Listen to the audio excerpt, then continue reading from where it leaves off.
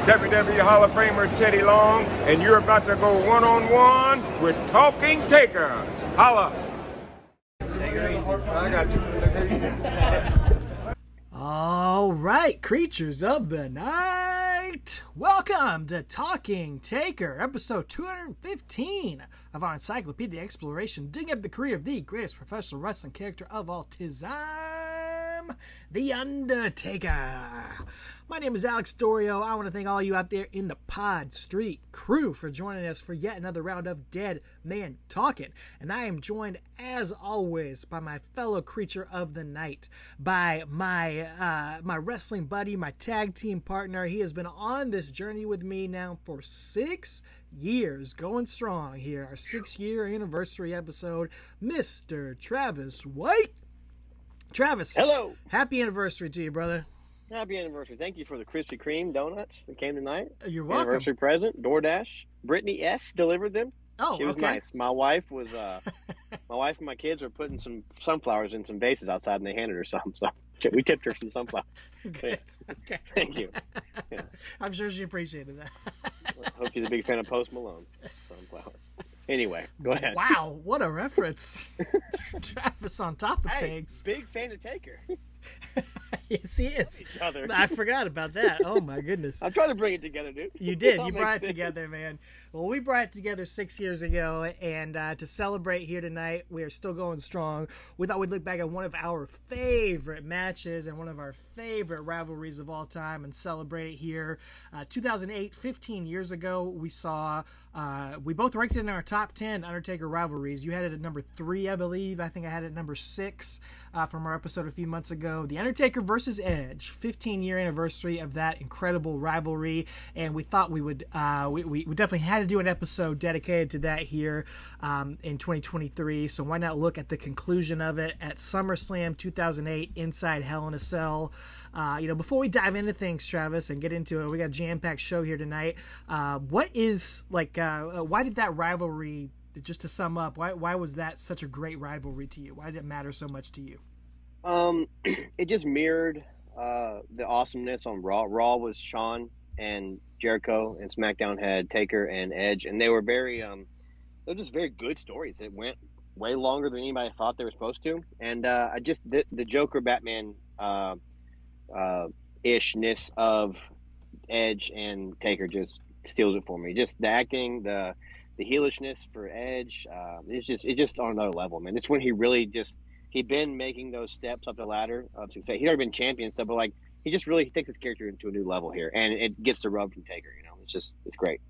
Yeah, it's one of the best out-and-out storylines we saw throughout the entirety of Talking Taker. Yeah. They had 5 matches against each other in 2008. 5 pay-per-view matches. I don't know if that's a record in a calendar year, right. But it's got to be close. I mean, I know there's a lot of guys that have had, Cena and Orton had 1 million matches, but they weren't all in the same calendar year with each other.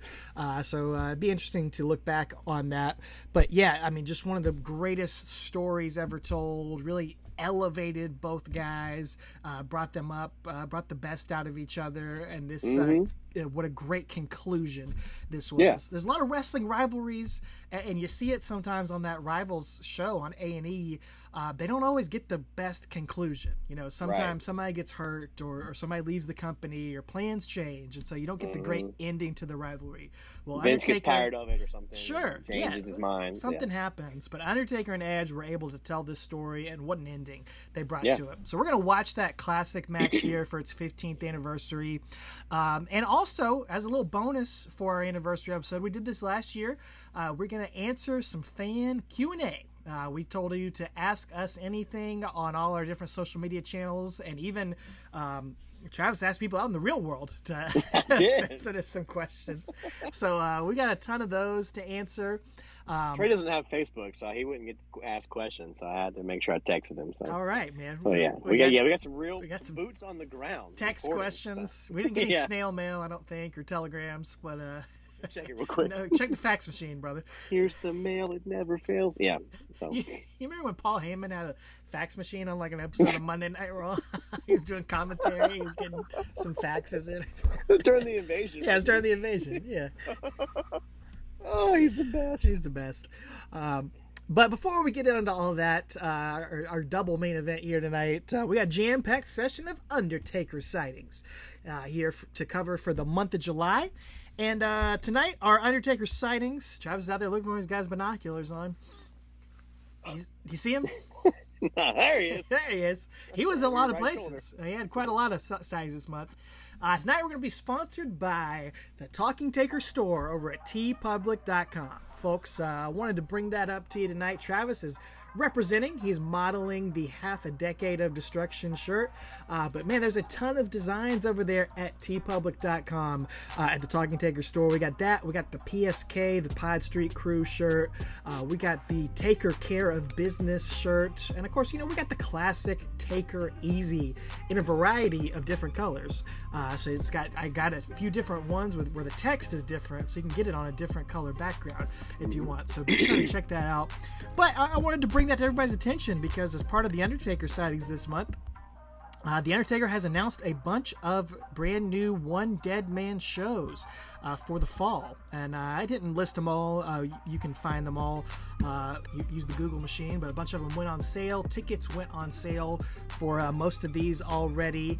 And he's doing the VIP session meet and greet. I wanted to remind everybody we have had a deal for, since the inception of this show, or at least since we started doing our t-shirts. If you wear Talking Taker merch, any Talking Taker merch, take your pick out of any of those shirts. If you just want to get a sticker from there for $3 and slap that on one of your shirts, that's fine too. If you wear something Talking Taker related and get your picture taken with the Undertaker, we will send you a one-of-a-kind, unique, special gift from Travis and I here at Talking Taker. And I believe only one person in history has ever fully taken us up on that offer. So we need to see some more of that here this fall. I'd love to send some more of those gifts out. That was Bagley, wasn't it? Yeah, Jeremy Bagley. Yep. A couple years ago. Yep. He took us up on that offer. And then I think it was Princeton John. It may have been someone else, but I think it was him that wore our shirt in the Thunderdome. So we sent a special gift out for that as well. But hey, if you get on TV in one of our Talking Taker shirts, we'll send you a gift out as well. But the main thing is we want Undertaker to take a picture with you in a Talking Taker t-shirt. And Travis, I sent you this as well. This is exciting. TeePublic is now doing tie-dye t-shirts, so you can get the Taker Easy logo, which is a little 70s themed anyway. You can get that on a tie-dye shirt. I gotta grab me one of those. Pretend like you're Mike Awesome from 2000 from WCW. I was gonna say Dude Love, but you went with that 70s guy. I went with that 70s guy. That's fine. Yeah. That's where our mind's going. But look, man, TeePublic is great. Of course, it supports us a little bit if you buy any of their stuff. Travis, I know it's good quality too. It's not cheap stuff.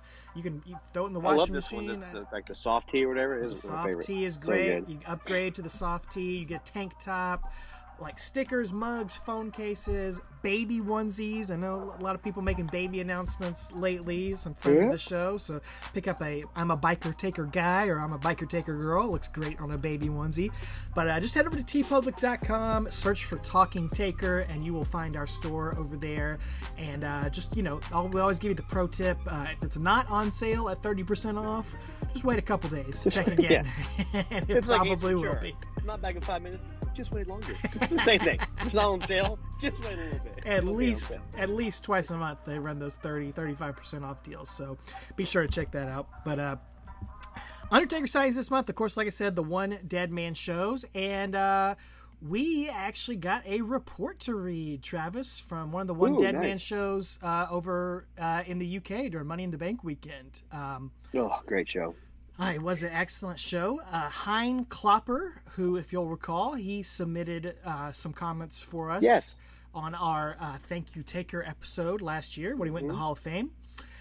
He wrote a little recap for us, shared some pictures. It's not his pictures, because I still don't think you can bring the phones in, but they're the WWE pictures.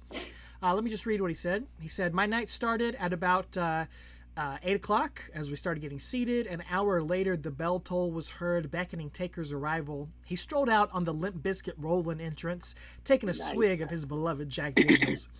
He instantly started sharing stories of him and Jake Roberts concerning drinking games and women." Oh my. Yeah. That's why you can't bring your Recipe for phones. disaster. Yeah. He mentioned encountering some weird fans in his life, from stalkers gifting him vases of blood to seeing his face tattooed on a woman's left breast. What would you do if you ran into a woman with Undertaker's face tattooed on her left breast, Travis? Just walk away. Yeah, the correct answer is run. Yes. Yeah. All in all, the night was phenomenal, and I enjoyed every minute of it. Met some insane Taker fans and loved hearing their favorite Takers and matches and moments. Anyway, loved the podcast and hearing different points of view from people. So, very cool. Thank you, Hein, and I'm so happy you got to do that. I heard from a couple of our other fans, from Jokerius Torrance, the Undertaker cosplayer. He is going to be going to one of these in the fall and has never met Taker before. He asked me if he should do the cosplay, and I said, absolutely, man. Absolutely. Once in a lifetime. So can't wait to hear about that. And then, Travis, we got to talk about it, dude. It's Shark Week right now. And as one of my heroes, Tracy Jordan from 30 Rock, says, you got to live every week like it's Shark Week. That's right. Undertaker was living every week like it's Shark Week a couple weeks ago. He was, man. This dude was in the... Where were they at? Him and Michelle. They were somewhere. I don't know. Crystal blue water. It was beautiful. And she's doing like an Instagram picture, and the shark's swimming up. And she says that she hollers at Taker, and he comes down and basically just scares the shark away. He gives it the old ref intimidation. Shark. Yeah. So I texted you. I said, it's too bad he didn't hit his finisher on it like Brock Lesnar did at SummerSlam 2002. He F5'd the shark, so... Brock still got that one-up on Taker, Always got a one-up Taker. But, yeah, he's scaring away sharks, dude. So, that's just... He still got it. He still got it, man. Unbelievable, dude. All people on the beach like, you still got it. That'd be great. What a great... Yeah, I wish I could have been there for that. But that wasn't the only... He was swimming with tigers a few years ago. Now he's scaring away sharks. Yeah, we didn't know he was such an animal lover. Yeah. He seemed like a superhero there, but we also found out that The Undertaker is... canon in the Marvel Cinematic Universe. Yes, he is. I watched part of the first episode of Secret Invasion, but apparently in episode, 3 or 4, old Rhodey, War Machine, said something about he DDT'd that guy off a top rope, just like Undertaker or something like that, Undertaker style. Which, again, he's never done DDT off top rope. Not that I'm aware of. The fact that he said, like Undertaker, like he's the one in the MCU. So yeah, well, you can't say Batista because he's right. He's Drax. He's Drax. So, but it's awesome, man. Like what a wonderful like feather in his cap. Well, it's something we talk about all the time. He's a cultural touch point on the level of you could have said Hulk Hogan, maybe could have said Hogan or Flair something like Austin. that, but they went with Undertaker, and there's a reason why they did that, and they didn't pick somebody else. They didn't pick Triple H sorry, or Shawn Michaels or Bret Hart, as much as we love both of those guys. The scriptwriter probably was a fan, but they probably I'm sure they analyze every line in those scripts. Oh, Kevin Feige has to look at everything, so he was like, "All right, on." We went with the dead man. So pretty cool moment for him. There was also some talk around Hollywood with Margot Robbie, star of Barbie, and this was circulating on social media, but turns out this was actually an interview from a couple years ago, actually, that she was doing for, I think it was Birds of Prey. She did a promo interview where she was talking about how she was a big fan of wrestling growing up, and one of her favorite guy was The Undertaker. So awesome. It was pretty cool to hear her, biggest movie star in the world right now, Barbie, the biggest movie opening right now, her and Cillian Murphy, what a combo right there. Killing it. Yeah. But yeah, pretty neat to see Undertaker pop up and that resurface that clip of her talk about being a big fan of him. Yeah, that's awesome. Undertaker is going to be in another movie, if you will, on Peacock. The Cody Rhodes documentary has shared some clips, and would it come out yesterday as of this drop? Yeah, we are recording this before it actually came out, but everything I've heard is that doc looks great, and looks like there's going to be some Undertaker presence, talking heads in that. So it just goes to show you the respect that he has for Cody. Yeah, and I've seen interviews, and I watched a lot of interviews with Cody yesterday, and talking about how they got the Being the Elite footage, and Matt and Nick Jackson are in it, so that's really cool that it's all, it's not necessarily WWE's neutered version. It sounds like he was able to get the real story, which is kind of cool. And yeah, the fact that he has Taker in there is awesome. Taker does not do that, even though he does a lot more stuff now. He didn't have to do that for him. No. He loved Dusty. He loved Dusty, and he loves the whole family. So. And I remember one of the Royal Rumbles, maybe 2009-ish, or 2008 maybe, where he has a little interaction with Cody. He lets him hit a few moves on him, and I think Cody's talked about that before. And then I just want to mention Undertaker was not at Comic-Con. I think he was last year, or one of those festivals with Mattel with some figure releases. But we got some new Undertaker figures announced for later this year and next year. A couple new Paul Bearer figures announced, so that's exciting. Put some pictures of that up on our Instagram. You can check those out. And I'm sure there'll be some unboxings coming to the YouTube channel as well. Speaking of one of those unboxings, I did one for some of his latest releases, and I'm embarrassed to say this, man. I need to issue a retraction for something I said in one of those, in that unboxing, man. The Ruthless Aggression Undertaker Biker Taker figure, which came out, and on the box it says his hometown is Houston, Texas. And Travis, you tell me if you remember this, dude, but I ripped Mattel saying, like, his hometown, it's Death Valley. It's not from Houston, Texas. But I was quickly corrected by Randy Turco, who said that he was announced as from Houston, Texas during the Biker Taker era. And we've covered so much Undertaker that just fell out of my brain. I forgot that, but that makes sense. That's the same time frame that Vince was having Jericho be from New York and Benoit was from Atlanta, Georgia. He was going with like that kind of stuff in that area. So, that makes sense, but yeah, I would have lost that on a trivia question. I would have said it's always been dead. We're supposed to be the experts. I'm embarrassed, man, but I gotta admit when I'm wrong, and I appreciate the correction there. Mattel got that one right. So yeah, and then I just wanted to end on a little bit of a sadder note, but I wanted to mention rest in peace to Darren Drozdov. Yeah. A guy who was certainly a great character during the Attitude Era, jumped off the screen to you. Certainly, if you ever saw Beyond the Mat, he was a great part of that. Yeah, he's gonna be. And, of course, a very tragic story with his career, but also, kind of uplifting the way that he persevered and seemed to always have a positive attitude towards life and pushed through and still tried to make the most out of his life. But wanted to mention that, certainly, because he never had a pay-per-view match with Undertaker. But do you remember this, Travis, that little trivia note? He was, along with Road Warrior Animal, the first tag team to ever face the Brothers of Destruction. They faced Undertaker and Kane the first time they ever teamed up together on an episode of Monday Night Raw. That sounds familiar. Yeah. Yeah, you mentioned it, but I would have lost that too. Yeah, it's been 6 years, man. We've gone through a lot of Taker stuff. Crazy. But cool that he's always connected to the Undertaker that way. Nice little footnote in history. But certainly our condolences out to his family and friends, and sad to hear the news about Draws. So yeah, that's our Undertaker sightings for the month. And like I said, we're going to rewatch SummerSlam 2008, the main event here, Undertaker versus Edge inside Hell in a Cell. This is again a match that we both ranked in our top 10 for this era of Undertaker, 2004 to 2010. And we both ranked it in our top 20 all-time Undertaker pay-per-view matches, so certainly a match we hold in high regard. They did face each other 5 times in 2008. Undertaker was 3-1 going into this one. He won at WrestleMania, he won at Backlash, he won at Judgment Day, but Edge got the victory at One Night Stand in the big TLC match that sent Undertaker into retirement. Right. And then, of course, what happened next with all the Vicky Guerrero stuff? What do you remember from all that? Ooh, so cloudy. If I remember correctly, then she started like threw an Edge over or something like that, and then that's when they got married.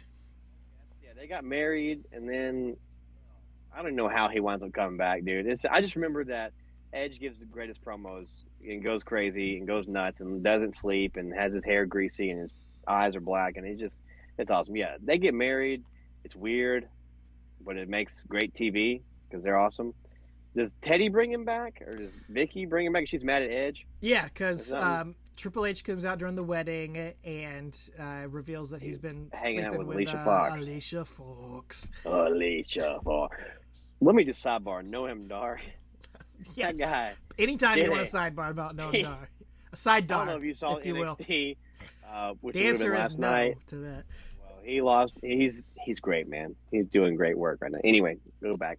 Yeah, Alicia Fox. I do love Noam Dar. Always been a fan. Yes. Champagne Supernova. Champagne Supernova. Anyway, so Vicky Triple H reveals that he's been knocking boots with a Foxy. And then she gets Vicky mad gets at him, and she brings Undertaker back to get revenge on Edge. And then Edge starts losing his mind. Like you said, some awesome promos with Mick Foley where he beats him up. And then this great promo with Vicky where they're like outside the ring. This promo, like laying down. Yeah. And that's one of the things we loved about this. That this was a great soap opera in the sense that we got romance, we got a wedding, we got these people playing these great characters, but then we see that this blood rivalry between Undertaker and Edge have been going for so long, and the way they weave that in, and they bring in La Familia and all this sort of stuff. The Triple H becomes a part of it, Alicia Fox becomes a part of it, and it's really hard to do that very well and to juggle that for such a long time. We're seeing it with the Bloodline. It's a modern evolution of that, an example of that, but it's very rare and very hard to do, but they were able to pull it off. Yeah, it was excellent storytelling. And of course it started all the way back in May of 2007 when Edge cashed in the Money in the Bank to steal the title from Undertaker. Then that was really the origins of this. They had Triple Threat with Batista at Armageddon 2007, where the Edgeheads debut. So really, this thing had been building for a long time to this culmination, to the only Hell in a Cell in SummerSlam history. Wow. I believe. I looked it up today just to confirm, but I'm pretty sure That's this crazy. is the only time ever there was a Hell in a Cell match at SummerSlam. So here it is, The Undertaker and Edge. We'll just dive into it. We got plenty more to say about it. We'll talk about the match itself. We are going to skip the entrances, which we don't normally do, and I hate to do it because that's always such a great part of Undertaker, but we got a lot of fan questions, some fun stuff we want to talk about here, and we still got to wake up and go to work in the morning. So we're going to start it off at 2 hours, 8 minutes, 5 seconds on Peacock. This is season 21, episode 1 of SummerSlam, and we're going to start at 2 hours, 8 minutes, and 5 seconds. So go ahead and cue that up. Get through the commercials if you're watching on that plan, or just go ahead and pause it. 20805, you should be looking at the ageless wonder himself, Charles Robinson. Benjamin Button locking the gates on the cell with Undertaker over his shoulder. And you got it all queued up, brother? Got it queued up, ready to roll. Want to go 3, 2, 1 play? I would love to go 3, 2, 1 play. Give me 1 second before you do that, because mine stalled out. We got Scott Armstrong. I can see him through the chain link. He's going to be our referee for this evening. Is he still there? No, believe so. No. Yeah. If so, he's like backstage agent or something. Okay. But all right, I'm set. 20805. All right, 20805. We're going to go 3, 2, 1 play. So 3. 2. All right, Charles locking it. Taker got that Jack Sparrow eyeliner going. Look at Edge. Edge, the Hall of Famer. Undertaker, the Hall of Famer. JR on commentary. Before. And, crazy. JR and Taz on commentary. Still on commentary in AEW in 2023. That is crazy. Well, JR's out a little bit right now. But Edge still wrestling. Taker, hung it up, but still doing appearances. Mm-hmm. JR and Taz still on commentary. That's weird. Charles Robinson still referee. Yeah. All right, Edge taking it to Taker in the corner now. Ooh, Taker's having none of it. Goozle. Boom! So, bringing the intensity here. No waiting around, no stalling, nothing, man. They're going for it.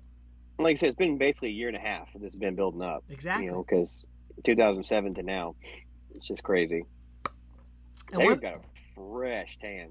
Well, he'd been out since June.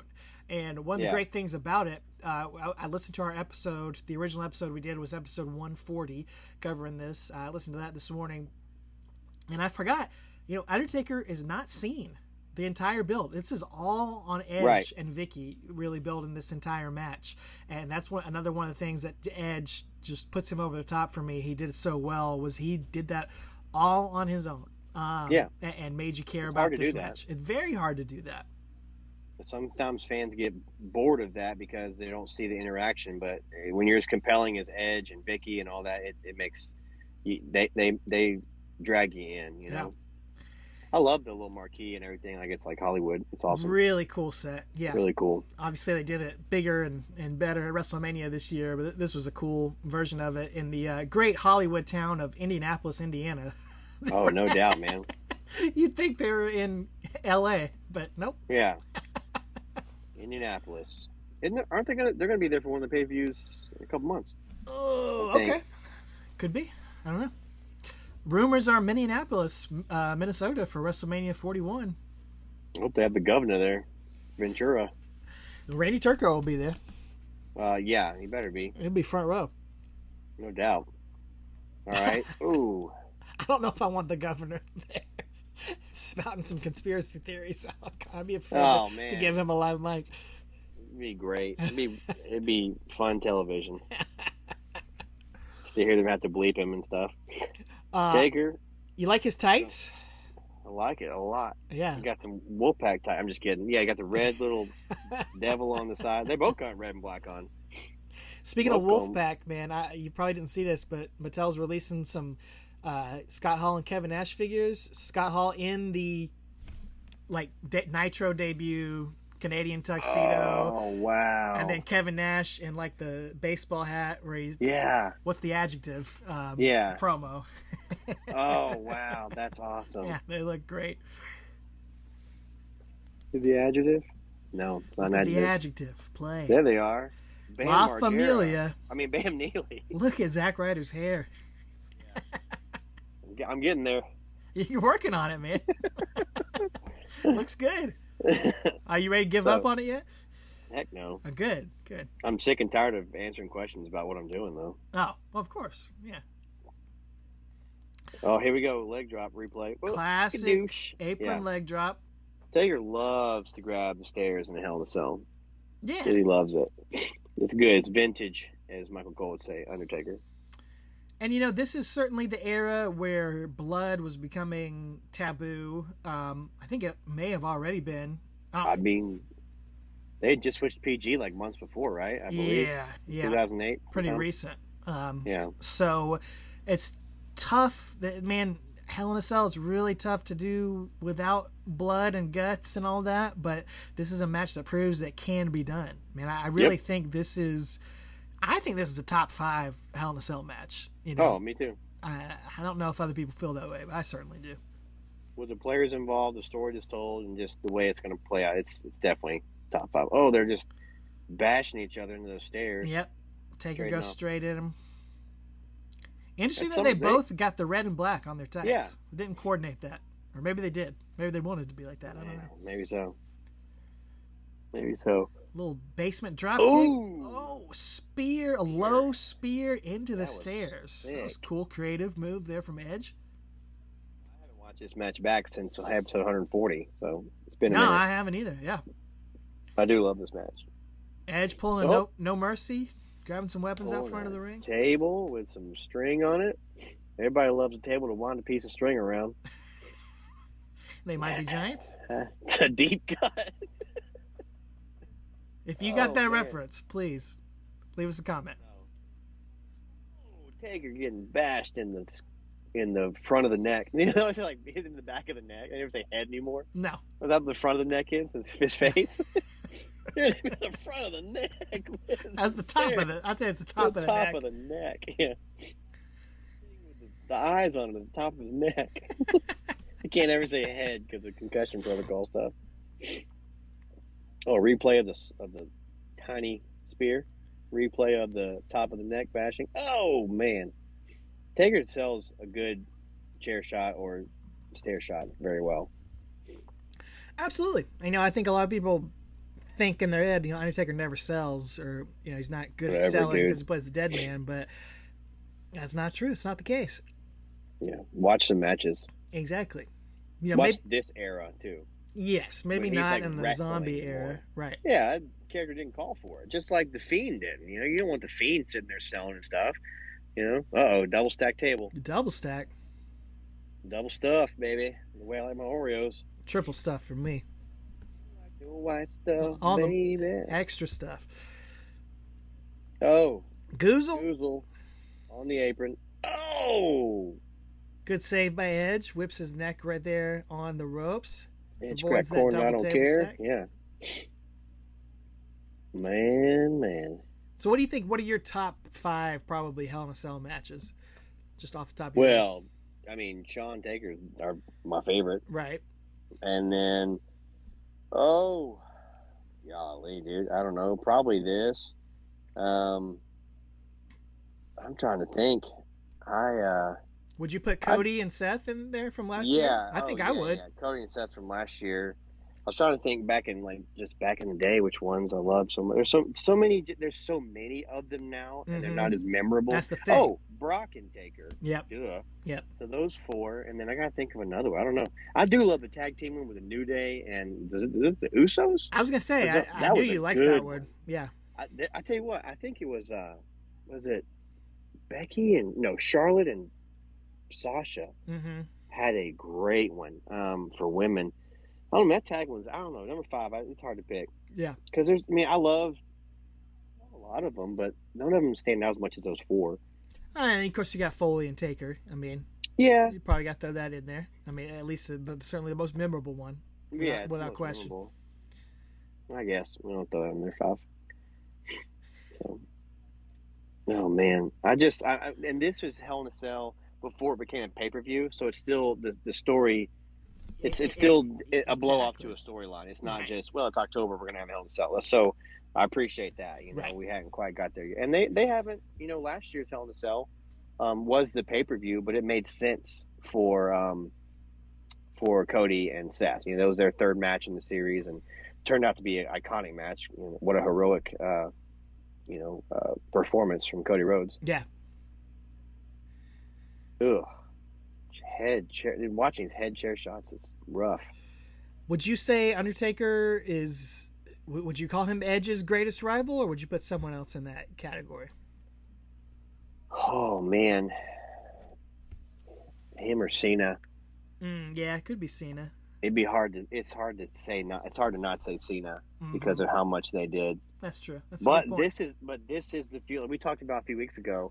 There's some guys who take a feud with and it does more for the other guy, and that's definitely what happened here.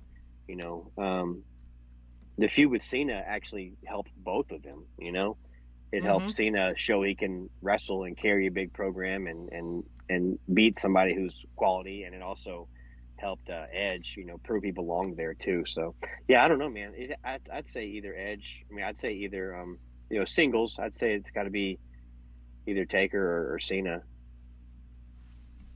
Yeah, I think Cena was a good call. So Undertaker, I love his feud with Randy and the COVID years though. That was incredible. They did what they could. That was a tough situation, tough time, but they tried to make the most out of it, no question. Certainly the history between those guys with the Rated RKO tag team and all that. Yeah. Edge, wild man, dude. Oh, off the ladder with the chair through the table. And again, they're making the most out of this. They're making it violent and extreme without having blood in there. And without, the great thing about this is, they don't jump off the top of the cell. So they're not going to do that there. I do think they go outside. I was about to say they don't go outside of it, but actually I'm pretty sure they do. So, never mind about that. Oh, man. Edge, I will say this. I prefer Edge with some facial hair. Especially when he's a heel. Like this, Ed, he looks too clean to be, as a bad guy. I'm with you. It's so I love when he would come back from being his time off. He'd have like the mountain man beard, but then he'd always shave it off right afterward. I wish he'd keep that. Yeah. What's going on with it? Isn't he supposed to be Didn't he say he was about to be close to wrapping it up? I thought he'd have a big match on SummerSlam. Is he hurt? They haven't promoted anything. No, he last wrestled Grayson Waller a few weeks ago in Madison Square Garden. And honestly, he had it wasn't the same level as Angle and Cena, but where Taker congratulated Cena at the back. But it was, I mean, he said in the match, like, you're going to sink or swim, and afterward, I don't know if it was scripted or not, but he grabs the mic and says, you swam, kid. That was pretty cool. I don't know if that's was supposed to happen or not, but it's cool. Cool moment for sure. Yeah, very cool moment. So yeah, his last match before that I saw live in Knoxville, but then he came back and did that thing, and then I don't know what he's doing. I was hoping he'd have a match at SummerSlam. Y'all would see him. Looks like he's inspired by his ex-girlfriend Lita right now. His pants hanging out. Yeah. His little G-string. He stole that from Lita. He did. Yeah. Sure, he learned a lot of things from her. He's got a nice bruise on the side of his chest too. You see yeah. It? Ooh, that's nasty. I think that's from that chair. Do you not remember his thong poking out? Oh man, I forgot about that. Some Cisco. Oh, took a little baby spot right there into the wall. That might be the song of the week this month. Well, I'll tell you what, it's been a cruel summer for Edge here. True that. That's true.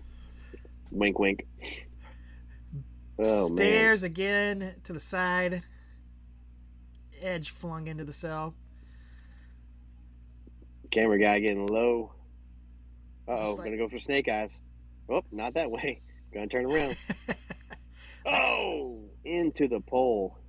See you at the pole. That's not till there's September. A reason why he's gonna be having to land on that side right there as Edge moves the stairs. Jumps off the stairs. Oh! Woo! Panel breaks. Dude. Scares me when it falls on the table like that. It fell on the front row just about. Yeah, I know, man. I'm not I hope JR knew that spot was coming, because my goodness. Taker got a little bloodski on his right forearm. Yep, that's a shoot hoot. Yeah. I just said there's no blood in this match, but there it is. There's no working blood. Shoot blood. Yeah, JR about to put his eye out, dude. Goodness. How did it not? He's watching the monitor, too. You're not supposed to watch the ring. He knew what I was going to do, man. He had a rough few weeks, man. He just got moved to SmackDown without his knowledge or consent or anything, and then he almost got decapitated. Oh, yeah. Lillian got her leg up like she's ready to hop over. Taker looks dazed. Well, it should be. He just got speared through the cell. All right, Indianapolis. Is this the Ford Fieldhouse? Where is this? This is the Conseco Fieldhouse. Conseco Fieldhouse. That's yeah. Jose. Is that who's in after? Jose Canseco? Yeah, for sure. All right, there he is. Double champion right there. Oh, Taker. Taking the monitor out. About to hit him. Ooh! He almost hit somebody in the front row with that.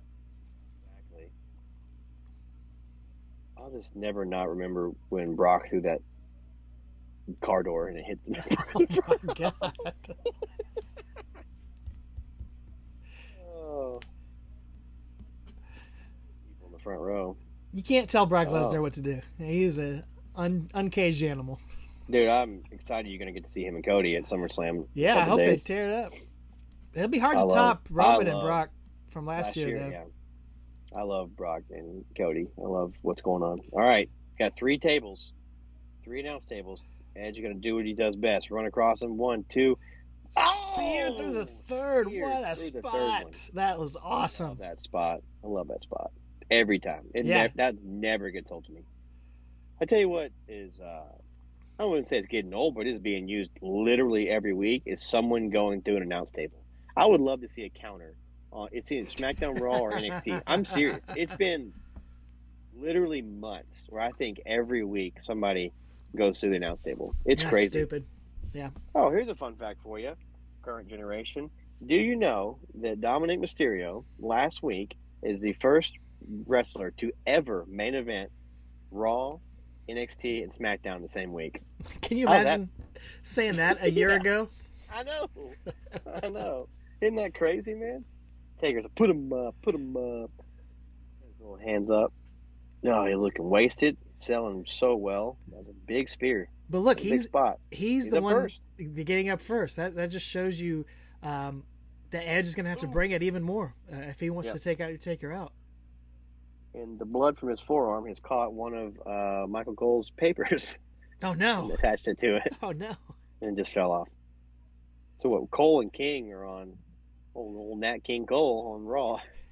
King with his sweater. King Cole. His rhinestone sweater. Yeah, like a rhinestone cowboy, man. So they should have called him and JR together. The Rhinestone Cowboys. The Rhinestone Cowboys. Yeehaw. Taker. Just slugging it. Foe and soup bones, man. Yeah. Soup bones. And this is great, No man. count out. These guys are bringing the intensity here. Yeah. Really are. As they go back inside the cell. Yeah. I think this is one where it's not false count anywhere. You know, they changed the rules with every Hell in a Cell to suit match. the storyline. Yeah. But I think this one has to go down in the ring. Now, while we're at Hell in a Cell, what are some underwhelming Hell in a Cells that jump? I know there are some, a lot, but what are some that just quick spitfire, top of your mind? First one that comes to my mind is Triple H and Shawn Michaels. Just went 45 minutes. 80, yeah, it felt like 85 Peter minutes. Director cut. It did not need to be. Then probably the year before, Triple H and Kevin Nash. Just oh my gosh, man. Chill out, Hunter. Yeah. What about you? Boss Man? Well, sure. Yeah. Super underwhelming. Super duper underwhelming. And I'd say Punk and Taker. That Punk and Taker one was a disappointment, no doubt. It was no literally 7 minutes long. It could have been so. Now this is a callback right here to Armageddon. Exactly. Yes, and that's what kind of makes this match so cool. There's so many little things and callbacks in this match. Well, I haven't pointed any of them out till that one, but I'm just saying. I think this is really where it starts with that. There's going to be a little series of things that are called back to their various matches, but Edge just took a camera and he nailed it looked like a VHS camera, like your dad used to have at Christmas or something. Yeah, Stereo City, man. Yeah, Radio Shack in 1987. But yeah, wasn't he disguised as a cameraman at Undertaker and Batista? Hell in a Cell? Yeah, exactly. He was the cameraman, hit him, and that's how we got there. So good little callback there. Also, CM Punk and Ryback, disappointing Hell in a Cell. I was at Hell in a Cell in Atlanta, October 2012. Golly, that was the main event. Always it was 6 minutes long. Yeah, and then Brad Maddox had something to do with it. Yeah, right? he was the screw job referee. Yeah. Next month, the Shield debuted. That would have been cool if I was there for that, but nope. I got CM Punk and Ryback. Yeah.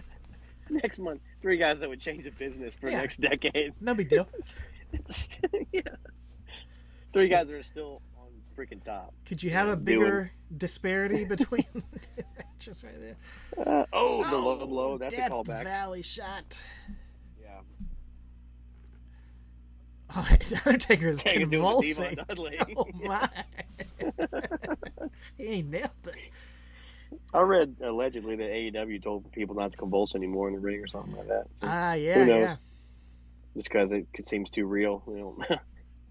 Probably good. I mean, nobody convulsed better than Devon, though. He's the best. Oh yeah, it's his signature. Yeah. Oh, Execution, right? Execution. Yeah, I think that's right.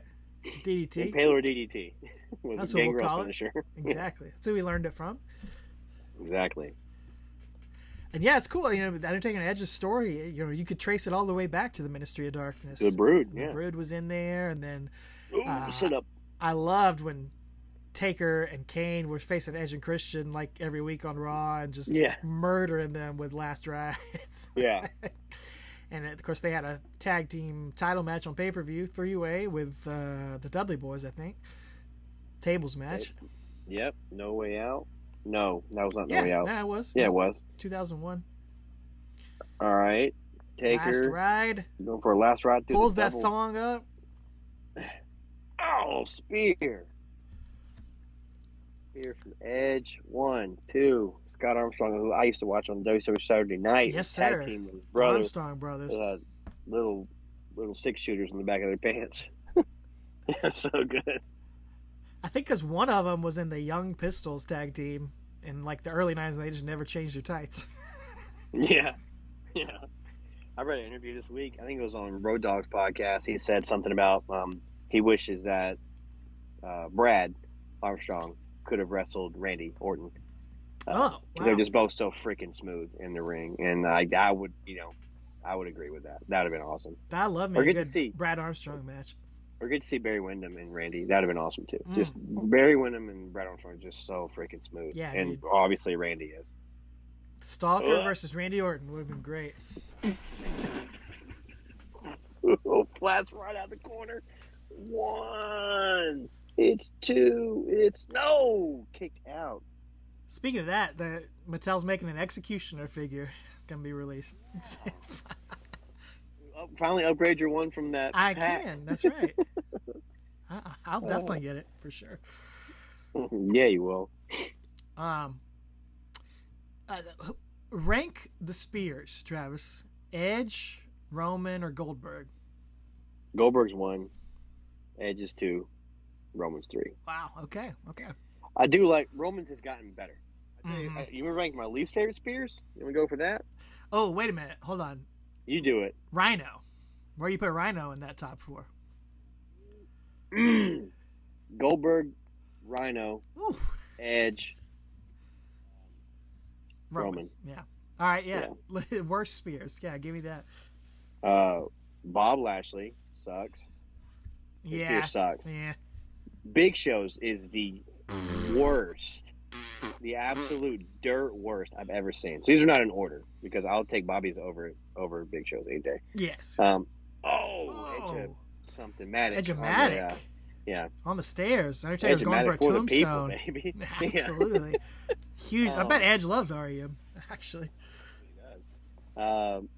Christian was pretty bad at spearing, even though he should have been better because he's best friends with Edge. But I think he still does it. Yeah, it's he not does. great. It's not that great, though. But yeah, Big Show's is the dirt worst, and Bobby's just stands out because Bobby still does it, and it's just bad. Now, all right, here we go. Who receives spears the best? Oh, I mean, first one comes to my mind is The Rock taking it from Rhino, taking the gore from Rhino. That's one of my favorites. Man, Goldberg. Some people took some nasty ones from Goldberg. I just can't. Because it was a shoe. Exactly. I can't that think one of. for Kwee-Wee, dude. Remember that one? Yeah. Kwee-Wee bounces off the ropes. Yes. That's a sick spear. Yes, it is. Current roster, man. Nobody takes one like Dolph Ziggler. Dolph's the best seller. Like period. Yeah. Exactly. Yeah. These guys are tired, wasted, slugging at it. Edge took a wicked one so bad he ripped his shoulder out of socket. When Edge came back in 2020 at the Royal Rumble, Edge took one. That's the first thing, or one of the first things that Edge did, and he hit AJ and it separated his shoulder. Oh, so Edge just went for old school, which we really don't ever see anybody do. We've seen people do tombstones. You don't see people go for old school, and I guess that's why. Yeah. Taker took him to school. Gave him some, away with it. gave him some after-school detention right there. Top rope DDT, Undertaker style. No, I'm just kidding. Oh, chokeslam. Two tables. 2 tables. And so I think that's kind of a throwback to their TLC match, too. A similar spot that we saw. Undertaker went through 2 tables there, and that's how Edge got the victory there. That again? Did what? He went, what? Undertaker went off a ladder through 2 tables to the outside. Right. I think that's the craziest bump he's ever taken. I think people don't talk about that enough. We talk about the ones he gave other people, but that's probably the biggest one he ever took. I think you're right. Remember Flair's bump from TLC? Dude, absolutely. They Great weren't scary. TLC match. Yeah. Oh, yeah, terrifying. He'd probably do that right now if you asked him to. Oh, Taker spear. Oh, well, how do you rank that spear? That was all right. It's better not than bad. Bobby's. Big Shows. Yeah, dude, a gore, man. There's nothing like a gore, though, from Rhino. Gore. When Rhino gores himself into the shopping cart at Backlash 2001. That might be the best spear of all time. When he gores Jericho through the Tron SmackDown. So good. Undertaker just took a selfie with the camera right He did. there. He did. He's like Logan Paul trying to vlog the. He just broke the lens off the camera too. Man, I'm excited you guys get to see Logan Paul and Ricochet. We got to see Logan last year at this SummerSlam with Miz, and it was way exceeded my expectations. I think it was the match of the night. Besides the main event, but yeah. Yeah. As the kids say, that match may slap. I hope one of them doesn't break their neck, dude. Yeah, me too. Concerto. He laid it in on that one. Bloodied his back. Ooh, somehow. cut him wide open with it. Blood. All right, Edge is dead. And so Edge is really like, he is paying for all of his sins. Yeah. He has just been the dirtiest, nastiest heel, not just in this feud, but like throughout SmackDown and really for years since he's been the Radar Superstar. And this is the big comeuppance. And that's not going to be a kick out after that tombstone. No. That tombstone was wild. The concerto was wild. That was an exclamation point. That's so good. Man, kudos to those guys for telling a great story. Dominant victory there from Undertaker. So good. And that's how you wrap up a story. Yeah. It's fantastic, man. Definitive, clear cut. The babyface wins. The heel gets the comeuppance. And even La Familia appreciates it. Bam Neely, SummerSlam main eventer right here. Mm-hmm. He's in the SummerSlam main event. He is. Yeah, Hawkins and Ryder on their podcast, they always say they main evented WrestleMania 24. Absolutely they did. They came out. A little run-in. They were important. Piece of that. Sure, yeah. It took some good bumps. Best supporting actor. That's important. You need it that. Is. Yep. You need supporting actors in the storyline. Look at the wreckage, the carnage, the tables, the chairs, the ladders. It's everywhere. Just like a tornado went through. Taker, that P.S.K. tattoo, stumbling and bumbling like he's main event. Just drank a bottle of Jack Daniels. Now, this was not for a title, right? It was not. Yeah, how about that? So that main evented the show. That's my point. Exactly. Not for a title, still main evented the show because the story was so important. And that's what you see. I mean, there are times when the story is more important. You see that a lot right now with the Bloodline. Uh-oh. Sometimes the title is not as important as the story. Wait a second. Uh-oh. Taker's like, I don't like what I'm seeing. Taker saw Edge still moving. Edge, you should have stayed down, I killed brother. you. Oh, no. Scott Armstrong is upset. Taker's back in there. Scott, you should not be here right now. Yeah. Undertaker setting up a ladder. What could that be about? I don't know, man. He's getting wild in his old age. Yeah, Scott, you better you should go back to WCW Saturday Night real quick. Little intimidation. Mm-hmm. Undertaker gonna put him up. Oh, Lita. Little sneak peek right there. Taz has no clue. Is that what he's saying? Yeah. I don't have the subtitles on. Uh-oh. Conladder toe. Gonna grab a second That's what he's going for. A little good housekeeping right here. Oh, I'll tell you what, that's a fun match. Good housekeeping. This is a great I don't care match. who you are. Yeah. Sports entertainment. They should do another one. Finest. What did you think of the Viking death match or whatever that was? Man, I still haven't seen it because Hulu cut it out, and I didn't get to see it live, so I want to go back and watch it. Yeah. How did they cut that out? I know, man. I've heard great things about it, and I want to watch it. I think you'll love it. Yeah, I'm going to. I just haven't got a chance to see it. I usually get a chance to watch Raw live. I did not get to that night, so. It's probably on YouTube or something. Yeah, I'm sure I can find it. I just haven't had a second to. Now you're going to hell. Uh-oh. Uh-oh. Screen's a funkin'. It's just got a filter on the screen. Yeah, Snapchat filter came on. He's an innovator, man. He is, man. He had a selfie earlier. Now he's got the Snapchat filter. And all these different visuals from his history. Yep. The crosses, the thrones, the little Judgment Day girls from The Shining. Right. Flamin' Taker. Yep. Next. Oh, choke slam. Oh, through the ring. Edge. I mean, what a statement to make. Anytime they do that, something like that, that's going to get a huge pop out of the crowd. What a cool moment. Oh, yeah. Anytime the ring breaks or anything like that. But he's not done yet. No. This is like Lord of the Rings, the Return of the King. Yeah. Like you think it's over, and it's like, no. It's like an MCU. It's like a post-credit scene. It That was is. a mid-credit scene. Now there's the post-credit scene. Just taking it back to our discussion earlier about Secret Invasion. All right, here we go. He Where's raises the his father of the arms up. MCU? Oh, my goodness. The ring is on fire.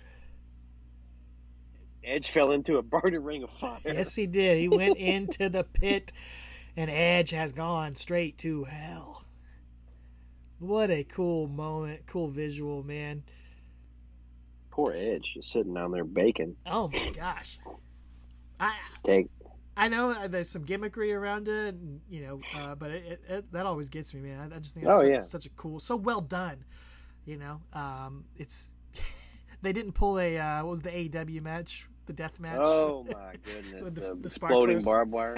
Hey, speaking of that, have you seen on Fight Forever, the game that they can have do like that ending? Yeah, that's pretty hilarious. clever. That's pretty clever of them to do that. That's so funny, man. So 15 years out, man. How'd you feel about 21 of SummerSlam was great.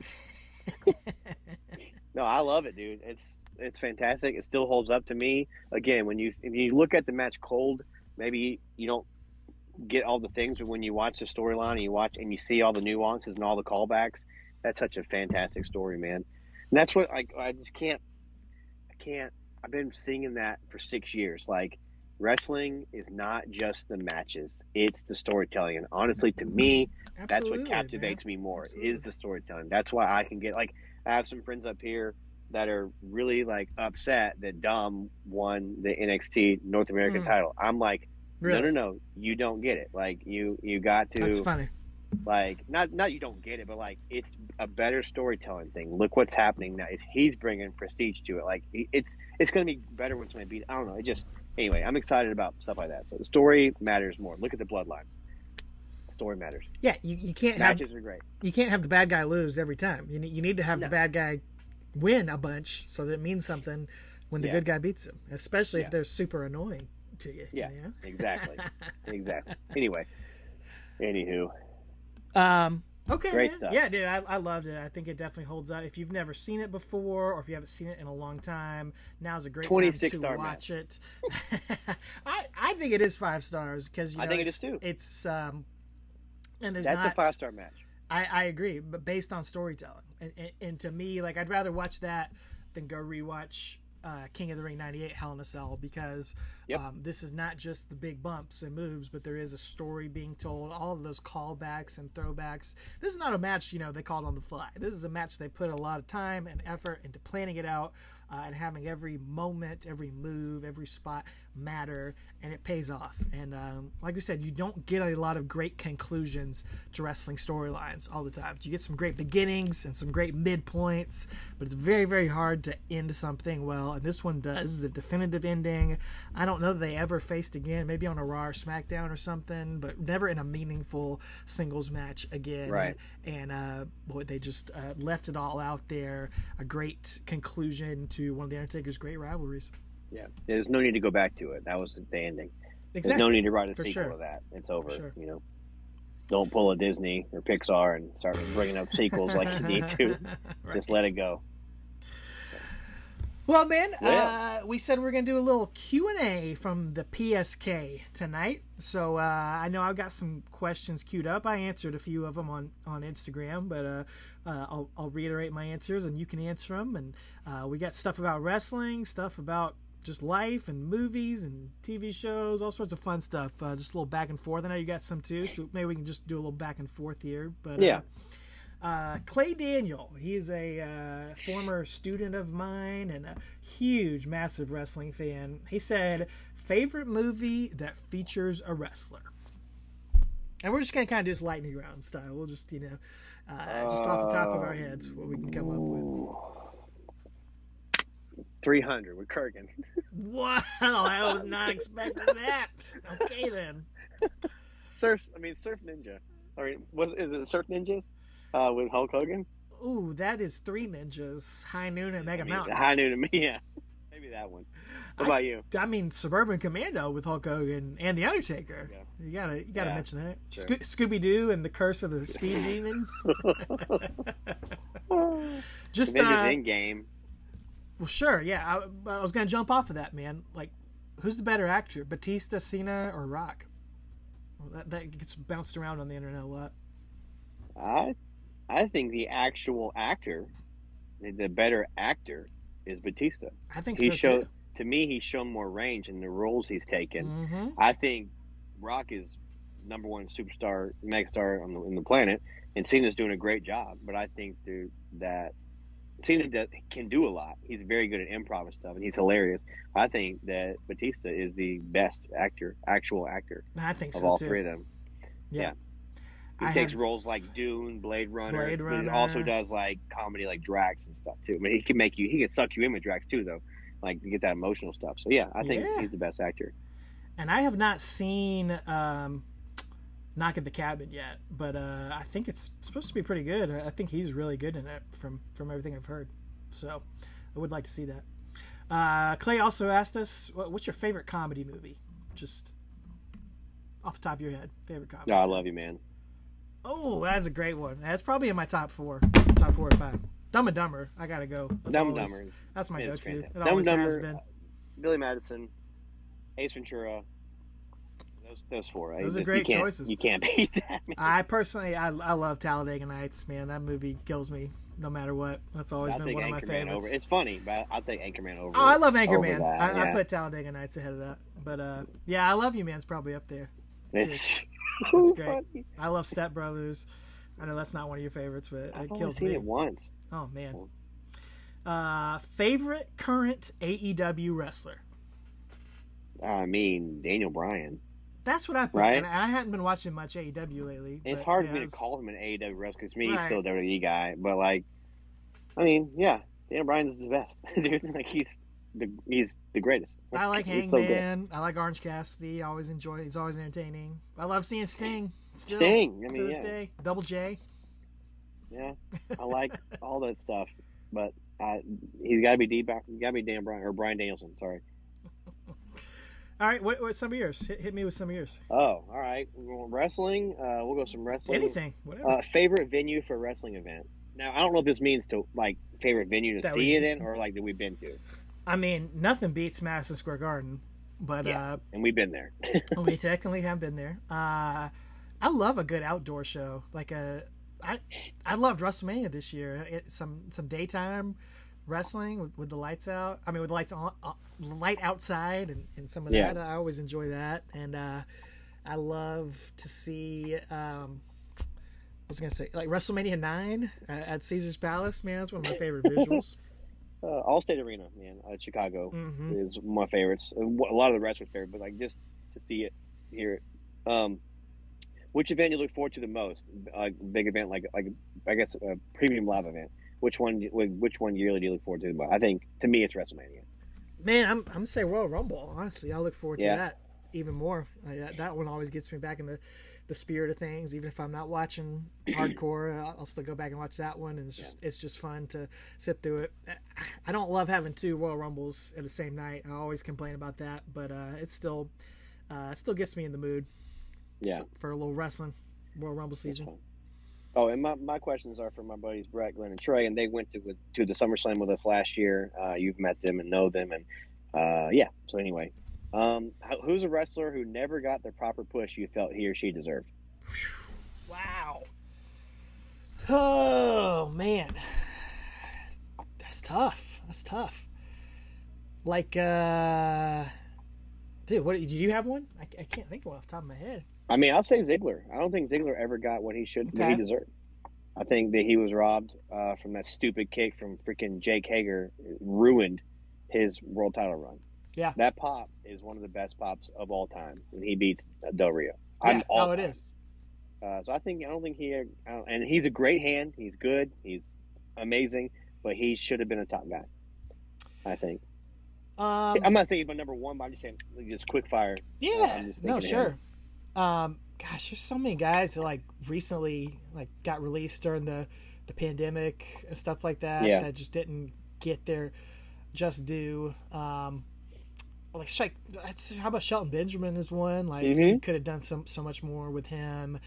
Man, Dean Malenko got such a raw rub in WWE, but he's such a good performer. Dude, he could do so much in WCW. We talked about that on that Nitro episode we did. Yeah, like how over Dean Malenko was with that crowd. He was one of the most over people that night, and he goes to WWE and they make him like Val Venus or something. Yeah, like, they just totally misuse him.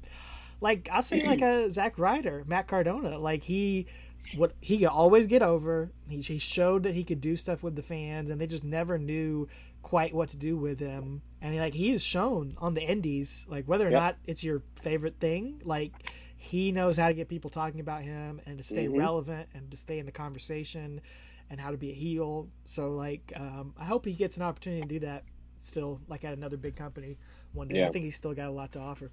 Yeah, me too. You got another one? I got so many. I got a ton. Yeah. This one's from @AlexDorio. I got a few from me. I made my buddies ask one that I wanted to ask. Oh, okay. That's fine. No, go ahead. No, I got a few. What's a gimmick match that The Undertaker never competed in that you would like to have seen him compete in? 3 Stages of Hell. Okay. Why was he never in 3 Stages of Hell? That would make a lot of sense. It's tailor-made for him. So, yeah. Mine, the reason I thought of this was Money in the Bank. And I say this because he had a couple of ladder matches that he was really good in. And you might think, boy, Taker doesn't need Money in the Bank. And yeah, he doesn't. But imagine he wins Money in the Bank. Imagine the pop if you do it at any time. Just lights go out. Lights come on. Yeah. He's just sitting in the ring in his gear already, holding the briefcase on some big heel champion. That'd be one of the coolest Money in the Bank cash-ins of all time. I would have loved to have seen that. Good call. Let's see. Favorite Thrice album? I don't know what that is. I don't either. That's one of our fans. He threw that in, but I told him I'd check him out. The second one. They did some. They did some pay-per-view theme songs there. What's your? I think this was from Joe Curious Torrance. How do you think it would have gone down if Taker had actually been able to wrestle Andre the Giant? I think that Andre would have been on his way out, kind of right. It's early '90s. Yeah, I mean, realistically, if it were to happen, it probably would have been in, like, 1991. Okay. Well, I mean, Taker won the title a year after he was there, so I think that Andre would have put him over, you know. I think so. I think so, too. I think, like, it's crazy to say that, but, you know, Andre was putting people over at that point in time. Like, he was putting Ultimate Warrior over in these, like, quick little matches. Because, you know, he really couldn't do much. But I think he probably would have respected Undertaker probably a lot more than he respected Ultimate Warrior. And he would have seen how over Undertaker was getting. And, yeah, he probably wouldn't have had a problem putting him over at that point in his career. And I agree. It's fun. You could kind of almost imagine it at WrestleMania 7 instead of Jimmy Snuka. Maybe could have been Andre the Giant. Like, imagine if that was the first match of the streak. Like, that'd be awesome. You think the streak can't get any more important or huge? Yeah, like that would have been crazy. That'd be crazy. All right, that'd be crazy. What you got? Which wrestler do you wish never got a push? So many. Alberto Del Rio, Sheamus. Hey, I tell you what though, Sheamus. He has come around. You're not wrong. Now. I mean, it's the same thing with Randy. I hated him for years, but now I love Sheamus now. I still can't say I love him. He's so good. Killed my interest for so long. Luther Reigns, Great Khali. Great Khali's a big one. We could, sure. Yeah. I'm gonna skip some of these. Favorite drink and why is Dr. Pepper? That's from Glenn. It's up there, but you know. Cheer wine, don't you? You gotta go with the cheer wine. Cheer wine zero these days. I really don't even drink soda that much, but yeah, I love it. I love a Dr. Pepper for sure. outside of. You just did. Back inside wrestling for a second. What's the best? Doesn't matter. PLE or PPV of all time. Of all time. Best wrestling show. I mean, the chalk answer is WrestleMania 17 for sure. I think so. It's still, yeah. It's hard to go against that. It's hard to not say that. It's hard to not say that. There have been some recent ones that were, pretty great. Anything from the last calendar year of WWE has been fantastic. Like night one of WrestleMania this year, I think was awesome. Pretty outstanding. Yeah. December to Dismember, you got to throw in the conversation. I mean, Canadian Stampede, 1997, in your house. It's 4 really matches, but 4 bangers. Yeah. Like Triple H and Mankind is great. Taka Michinoku and Great Sasuke is awesome. Undertaker and Vader, it's their best match. It's a good match. And then the 10-man tag, dude, that's a tough pay-per-view to argue against as far as like quality over quantity. There's some great WrestleManias. 99. That was a really good WCW pay-per-view. 99, yeah, it's a really good one. No question. Like WrestleMania 14 is awesome. WrestleMania 20 was awesome. There's a lot of WrestleManias that are really good. But I think 17 is the one for me. Watchalong Tommy said, if you could go back in time and attend any wrestling show that you didn't, what would that be? I would love to have been at WrestleMania 17. I would have loved to have been at Money in the Bank 2011. Oh, that's being there a for good Punk pick. and Cena. Are you kidding? I mean, Yes. you and I were both just huge.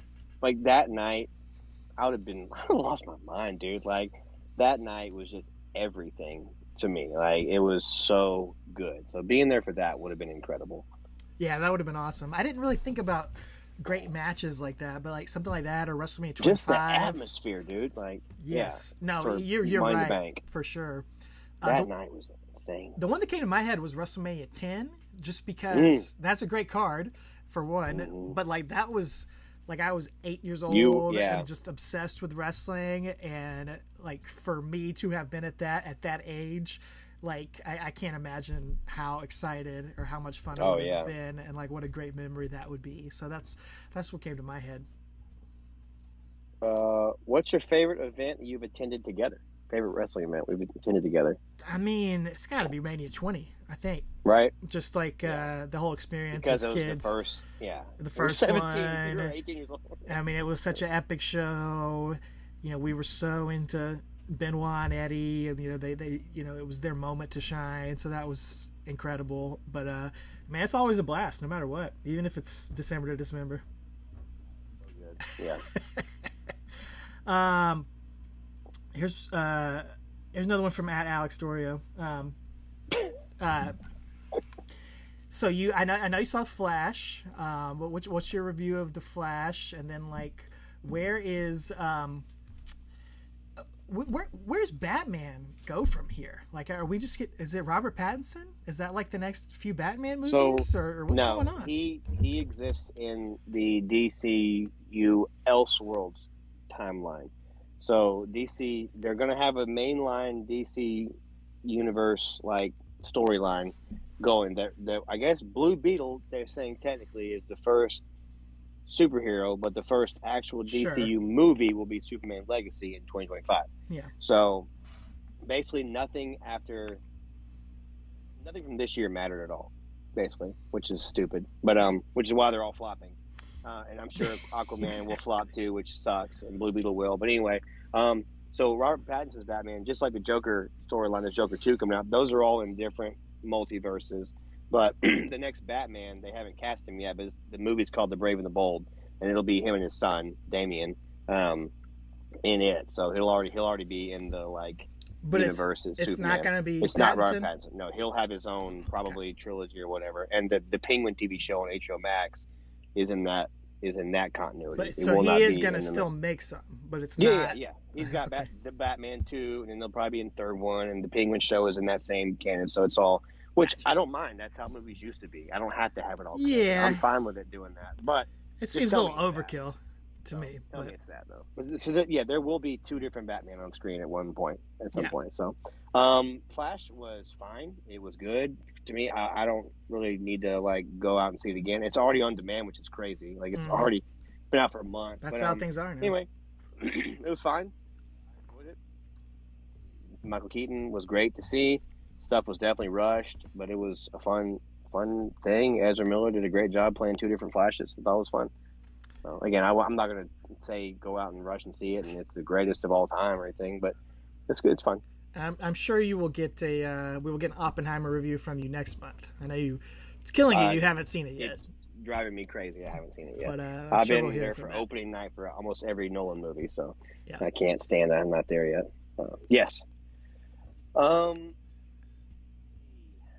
Trey asks Travis, "What's your favorite fast food fish and why?" He knows I hate. Anytime they say we're going to go out to eat, I always say anything but fast food fish. He knows I hate fast food fish. So nothing, Trey. How did any of those places stay in business? I'll tell you, my mom.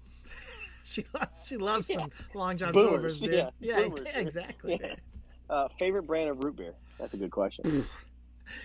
For me, God, dude, I haven't liked root beer since I was like in high school, but yeah, it probably is IBC. I did like some Barks, but AW's great.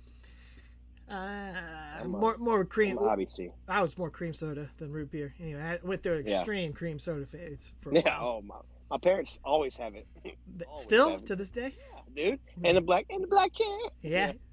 I only drink black cherry at your parents' house. I never have it anywhere else. No one else has it anywhere but mom and parents' house. In a dream match of Undertaker versus Sting, what variations of each character would you have liked to have seen?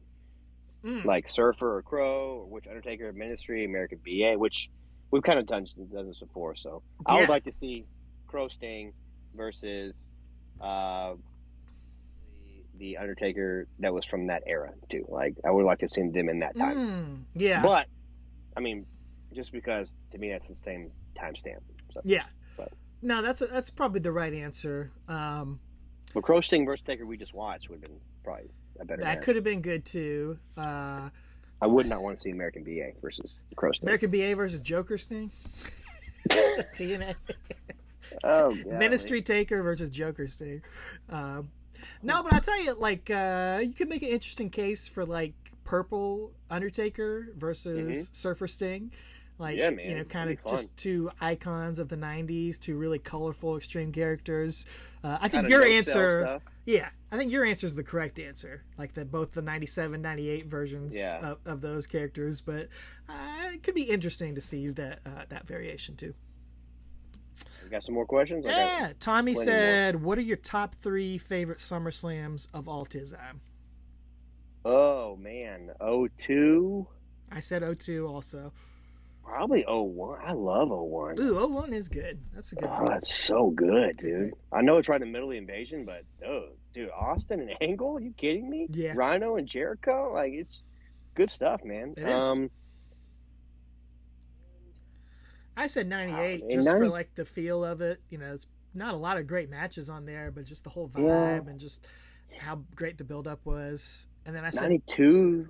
Ooh, 92. 92 probably, I'd say. Ooh. 91's good, though, because that's Perfect and I said Bret 91 Hart, just because that's a tape I wore out. Yeah, I think I had to go 92, 02, and 01. But yeah, 92. Yeah, you got to say 92, man. Yeah. Wembley's so epic. Yeah. Let's see. And Mark Short, loyal listener and Facebook commenter, said, in a parallel universe, Mean Mark stays in WCW. What does his career look like? Well, depends. Is Ole Anderson still booking or not?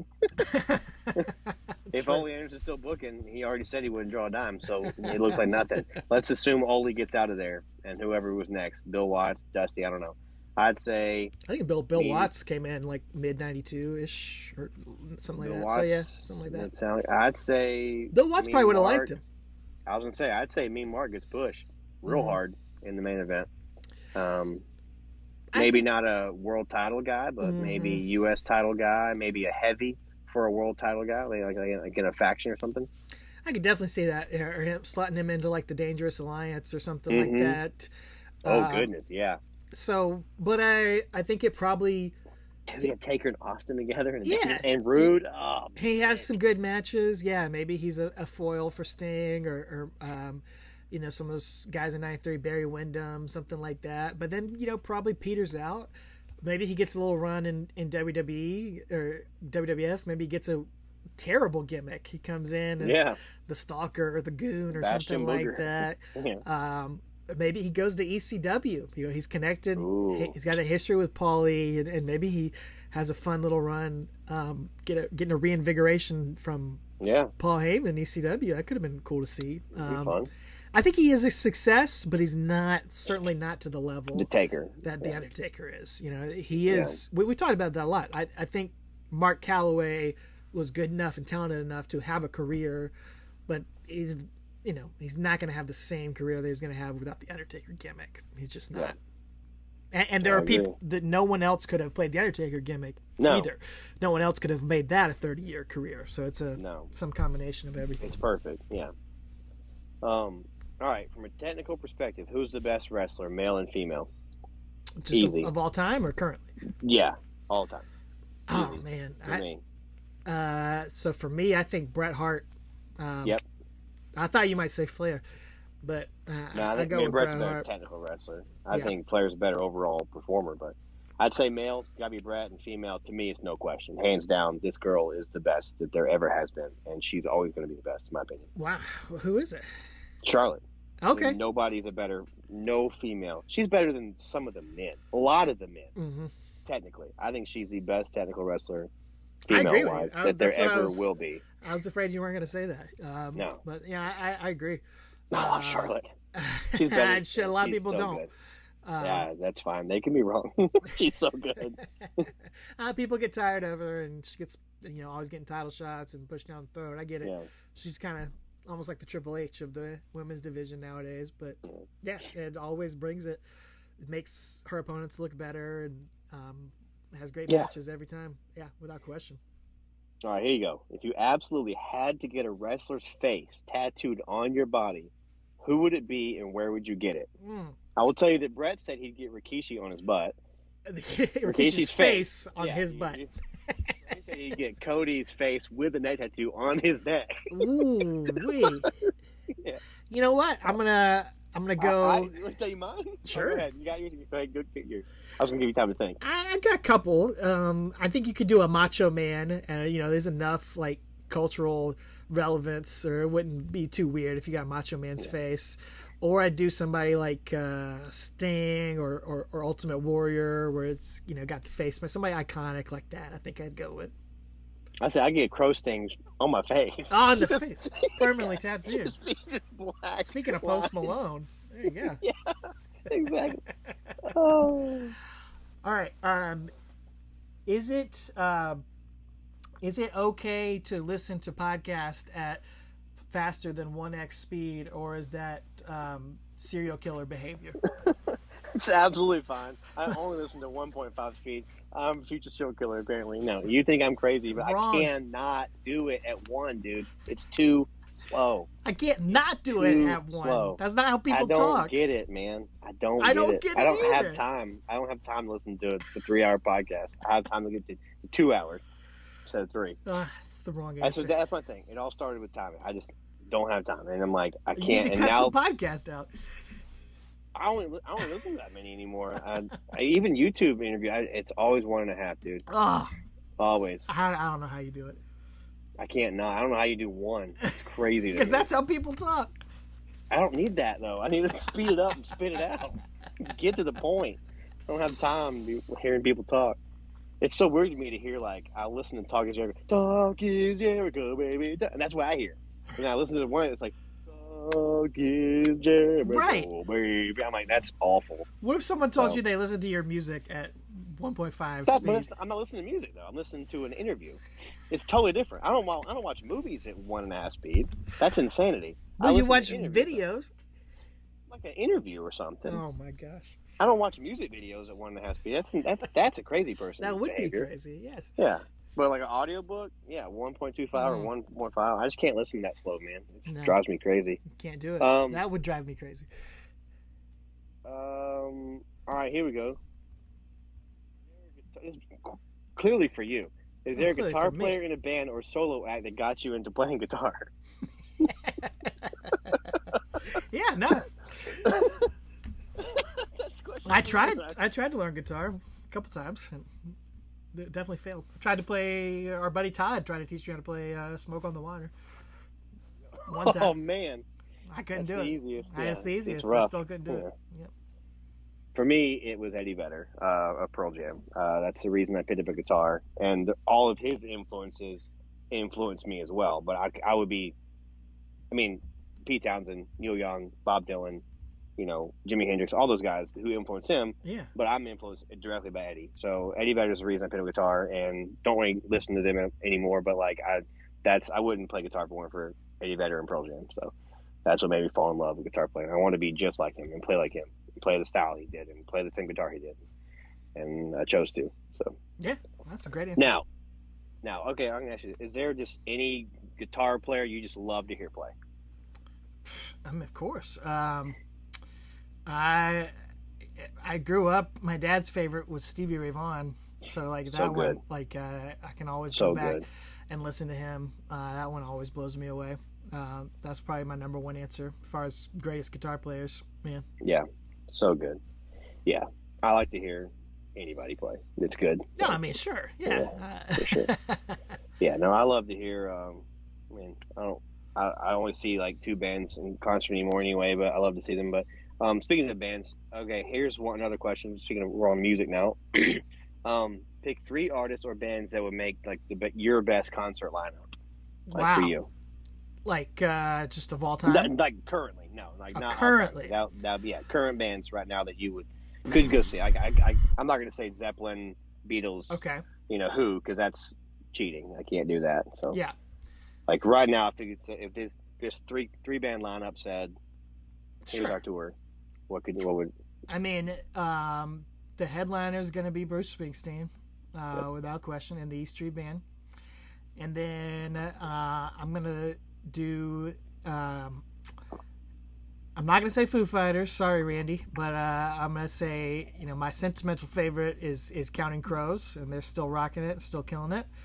And then a band that I love, I know I love them, Travis. They're called Dawes, out of California, and they've been going for maybe like 10, 15 years now. I encourage people to check them out, especially if you like the first 2 bands I mentioned. You probably like them, but that would be my festival lineup is exactly right there in my head. I'm sure it is. Yeah, I was trying to think of something creative, but that's just well, I was going to say maybe U2 instead of Counting Crows, but that'd be pretty epic. Counting Crows fits that lineup more. Yeah, for me it would be. I mean, no one's going to care, but it'd be Corey Asbury, Wilder Woods, and then Need to Breathe. Which Wilder Woods doubling up. So he'd be doubling it up. Yeah, they'd be doubling it up. So yeah, seeing those 3 would be incredible to me. All right, here's another good one, and I'll let you go one more. Both of us get to create our super band. So we got lead vocals. This could be all time. Lead vocals, lead guitar, rhythm guitar, bass, drums. Jeez. Just the super group. Wow. This is tough. I'm just top of your head. What do you got? All right. How about who's on lead vocals?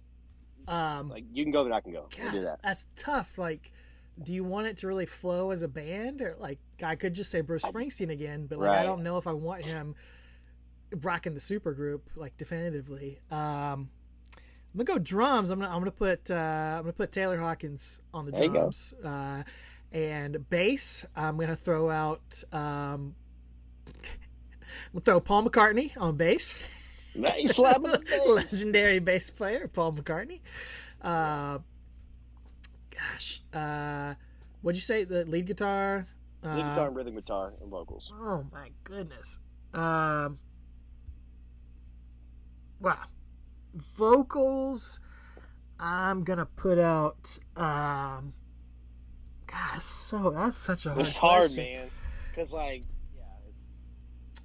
what you got? How about I'm gonna put Bono on vocals. All right. From U2. There you go. And then the 2 guitar players. Jeez. You got lead guitar. You want Stevie Ray? We could throw him on lead guitar. Rhythm guitar, I don't know, man. That's really tough. Sister Hazel? I'm just kidding. I don't know.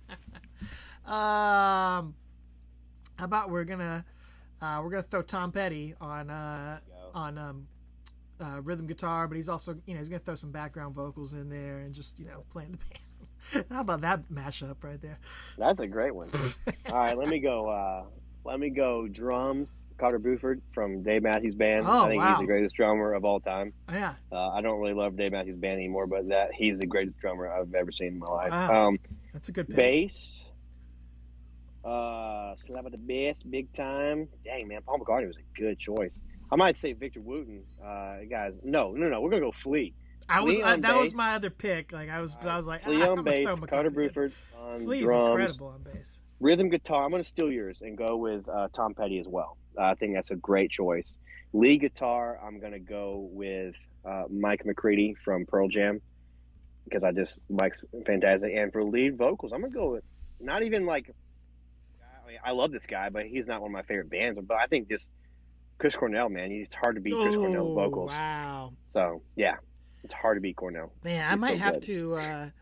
I might have to throw Tom Morello in there on guitar too. Like yeah, I almost did that. One but of my I don't want to be guitar audio players yeah. to listen to. Yeah, and like he's got such That's a good unique, question. such a unique sound and does all that. But, yeah, that's a fun question. That's hard, dude. I'm sure I'm gonna come up with a better answer.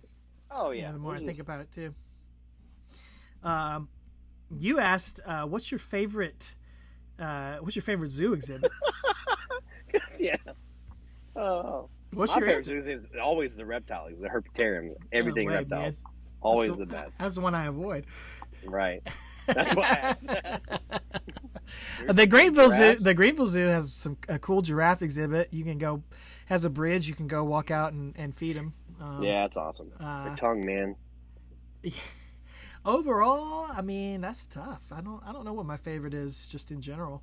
I mean, always the reptiles, no matter where I am. All the monkeys are always great. See them. I like seeing I don't like to see the snakes and stuff, but I do like to see like the crocodiles and alligators and stuff. I think that's cool. Yeah. The other reptiles besides snakes are cool. Like turtles and stuff, those are cool. Oh, there's a giant tortoise at the Greenville Zoo. It's really cool. It's like 100-something years old. Nice. That's awesome. It is awesome. Freaking old turtle. Tommy also said, rank these SummerSlam Taker matches: Kamala, Giant Gonzalez, Undertaker, Test, and A-Train. Good golly, dude. No. all tied for worst. Yeah, those are awful. That's fine. Yeah, that's fine. The order you just said is fine. Okay. Well, Transformer. Say what? Who's your favorite Transformer? Oh. Trey asked that. Shia LaBeouf. Sam Witwicky? Sam Witwicky. Oh, man. Mine is a deadlock for Grimlock, the T-Rex. I rented that from Video to Go. We've talked about Video to Go on here so many times, but I rented the Dinobots VHS from Video to Go. I mean, there are 52 weekends in the year. I probably rented it 14. Like, the episode with Grimlock and as the T-Rex. More than once favorite, dude. No, sorry, 12. No. In July, you rented it 3 times. Summertime. Yeah. I'm blue. Did you see the new one, the Beast Wars? No, but it's on Paramount now, so I'm gonna watch it full. There you go. There you go. So yeah, I'll be on it. I've seen everything else in that entire series. Yeah. So, yeah.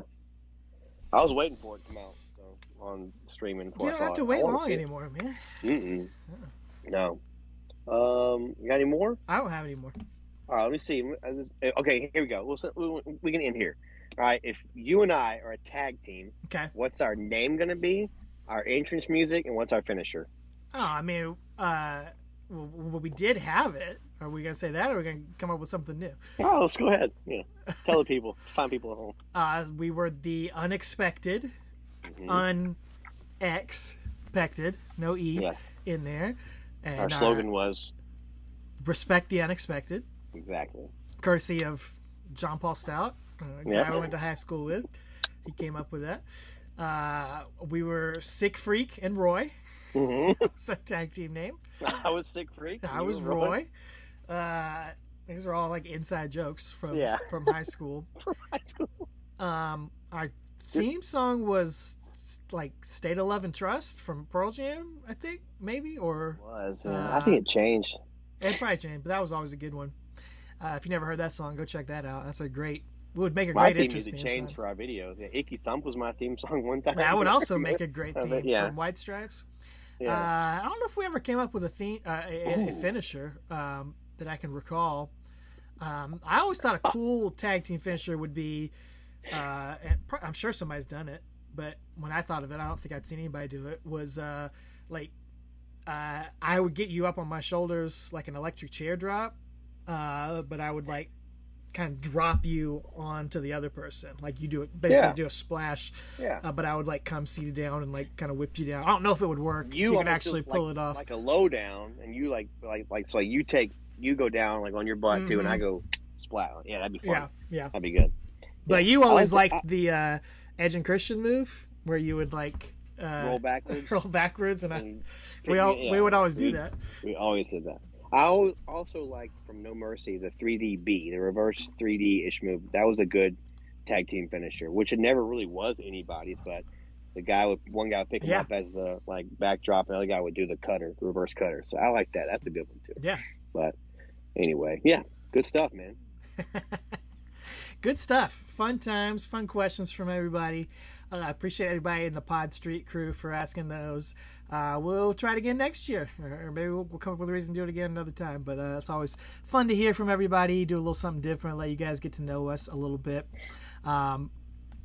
And I want to throw this. I'll mention this question from Randy because it'll get into what we're talking about next. He said, "Are you getting an alleged SummerSlam shave and a haircut 2 bits live in Detroit, or back in South Kakalaki, as the Road Dogg would say?" And that just leads me to mention, as we're recording this, I'm a week away, and when this episode comes out, just days away from heading to the SummerSlam with our buddies, friend of the podcast, Randy Turco, and sadly, our buddy Steven Zeman of Collecting Dead Man has had to drop out due to some things at work he could not get out of, some obligations.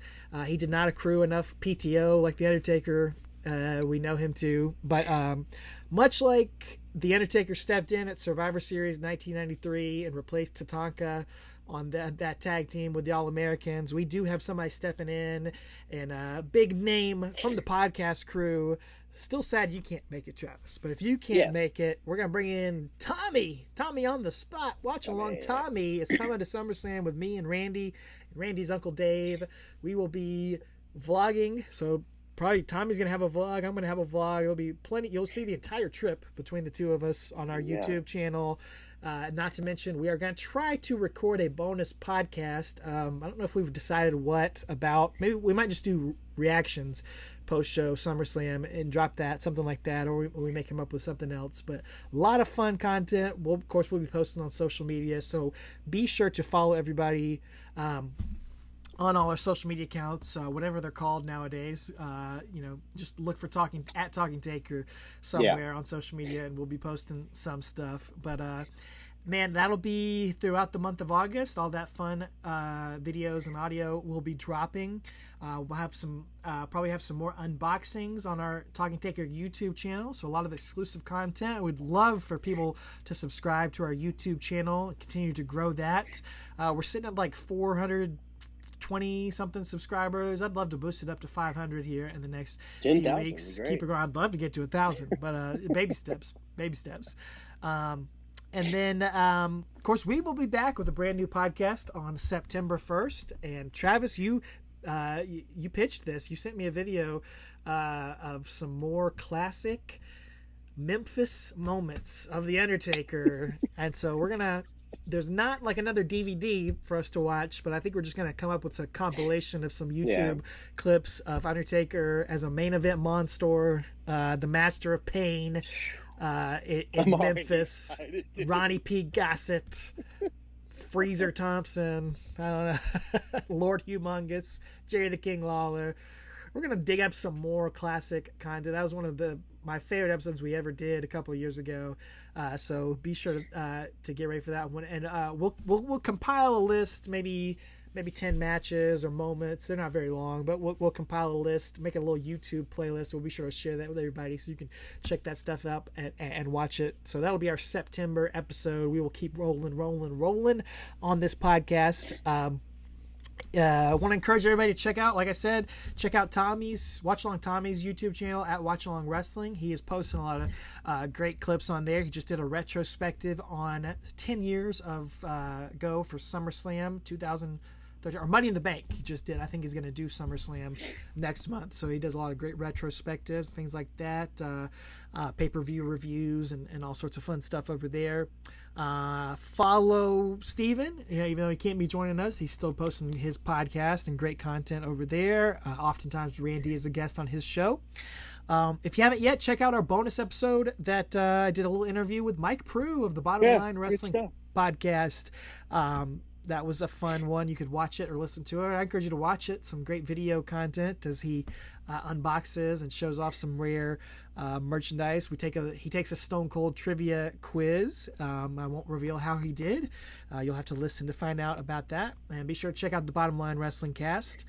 And then just want to say again, thank you to you, my brother Travis, for 6 years of this journey, and it's been a blast doing this with you.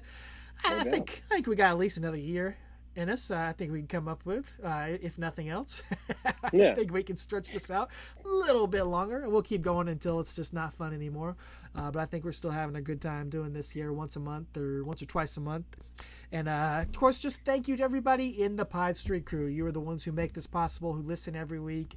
It is a blast to interact with you. Thank you for sending in your questions to us.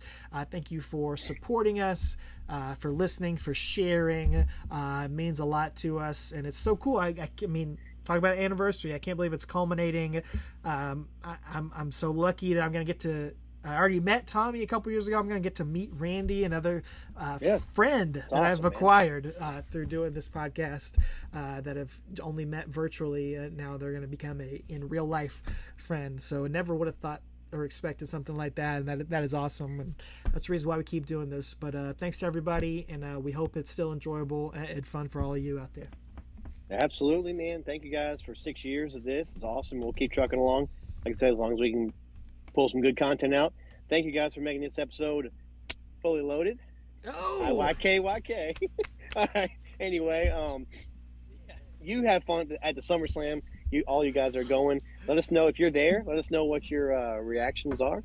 I can't wait to watch it. It will be either late that night or the next morning. I'll get to watch it. So no spoilies. Okay, I guess I won't text you during the show. No, don't text me during the show because I won't. It's going to be. I'll let you know if I can watch it live. I'll be at my dad's 70th birthday party. That's right. Happy birthday to Chip White. Yeah, exactly. Big old 7-0. So Taker's getting there too. No, just kidding. But anyway, all right. Taker's getting to your dad's birthday party. He's getting there. Buddy, that's why I can't do the One Dead Man show. Oh, no. That's why. I didn't mean to tell you that. No, your dad's he loves motorcycles. Yeah, he does. Loves motorcycles. So, loves Jack Daniels. I'm just kidding. He does not. Loves stories about the debauchery and wrestling. No, I'm just kidding. No, my dad loves none of that. Anyway, all right, guys. It's late. We got to go to bed. We love you. Thanks for hanging out with us. Thanks for 6 years. And as always, see you next month. But